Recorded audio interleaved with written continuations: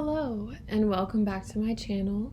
For those of you who are new here, my name is Pearl.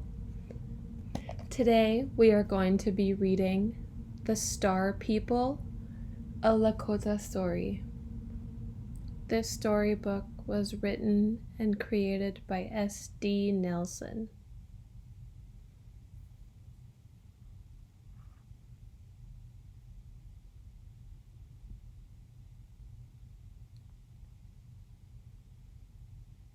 The Star People. Young Wolf and I had wandered far across the prairie. Being his older sister, I wanted to show him the wonders of our world. Look up, brother. Do you see how Father's sun travels high in the sky during the day? And see beneath our feet. Mother Earth is alive with growing things. My little brother looked for a long moment, then said, "Sister girl, I cannot see our village anymore." "Let's stay for just a while longer, young wolf," I said. "Then we will go back." We sat in the dry, sweet-smelling grass, watching the clouds drift overhead. Young Wolf pointed and said, "Sister girl, that cloud looks like a buffalo's head." We both laughed with amazement. "There's an eagle," I cried. "And horses," said Young Wolf. "The cloud spirits are playing above us," I told my brother. "Sometimes they take the shapes of animals or people. The clouds are alive, and we call them the Cloud People." As the Cloud People changed their shapes, the face of a woman emerged. "Look!" my brother gasped. "Grandmother!" Elk-Tooth Woman had died that spring, and we missed her very much. As I looked, I realized the clouds had turned dark in the distance. Lightning struck the dry earth. "The day is coming to an end," I told Young Wolf. "Mother and Father will be expecting us." Overhead, birds cried. Rabbits, deer, and other animals bounded past, their eyes wide with fear. Something was terribly wrong. "I smell smoke," said Young Wolf. "A prairie fire." We joined the fleeing creatures and ran for our lives. "Mother! Father!" we cried, but our voices could not be heard above the roaring fire, and we had wandered so far from our village. The flames were catching up to us. The smoke made it impossible to see. I stumbled down a hill, and Young Wolf fell behind me. Rolling down the hill, I despaired. We would never see our home again, or our mother and father. In the next moment, we were in water. Water! In the blinding smoke, we had fallen into a stream. "Come on," I cried to Young Wolf as I pulled him deeper. We clutched each other and hunched down. Only our heads poked above the water.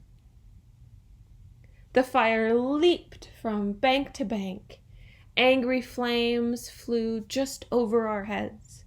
Sparks and ash fell on us, but we were not harmed. Then the fire was past us, flashing to nothing in the distance.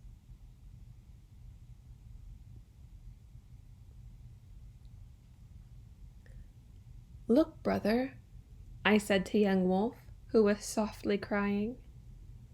We are safe. Be glad. The fire did not catch us. I coaxed him out of the water and up the bank. A strange blackened land stretched before us. I knew that I had made a mistake by wandering so far from home. Now I had no idea how to find our village, and the dark of night was near. I tried not to cry, but tears came to my eyes, and I comforted my brother. "Sister girl," young Wolf said, "Sister girl, the stars are dancing." I looked up. High above us, the stars were becoming shapes as the clouds had done that afternoon. First there was a coyote, then a bear, hawk, and many other creatures, both animal and human. Chanting, the star people encircled us. "They are the spirits of the old ones who once walked on this earth," I told my brother. Young Wolf was first to see Elk-Tooth Woman dancing among them. "It's my grandma," he cried. "You are safe now, my little young wolf," she whispered, holding out her arms. "I am here, my sister girl." I was delighted to see our grandmother. Young Wolf was happy, but confused. He said, "Grandma, I thought I would never see you again." Smiling, she drew us close to her, tenderly rocking back and forth. Beneath a heaven full of stars, we fell into a deep sleep.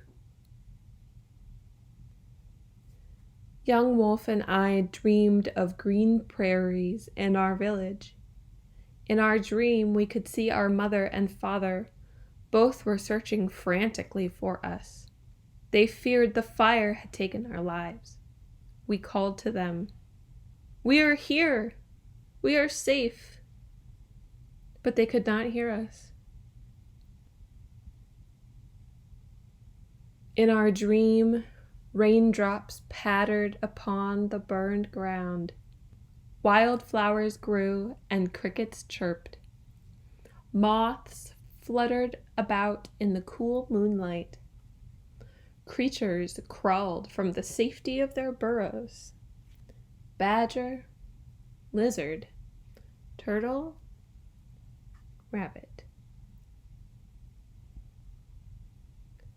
The wild ones gathered in a circle. Dancing, they chanted a joyous song. "Thank you. Raindrops, the fire is gone. Thank you, Sister Moon, the fire is gone. Hey, hey. Star people above, we are alive. Hey, hey." In our dream, grandmother and young Wolf lifted their feet to the beat of the drum. I joined in their dance. Together, we all gave thanks. In the morning, when we awoke, I felt an emptiness in my heart. I missed our parents. Young Wolf felt an emptiness of his stomach. "I'm hungry," he said. Elk-Tooth Woman laughed. She took us to a place where berry bushes had escaped the fire. We ate our fill, then grandmother said she would take us home. We traveled a long time across the barren land. In places, there were flowers and green grass, untouched by the fire.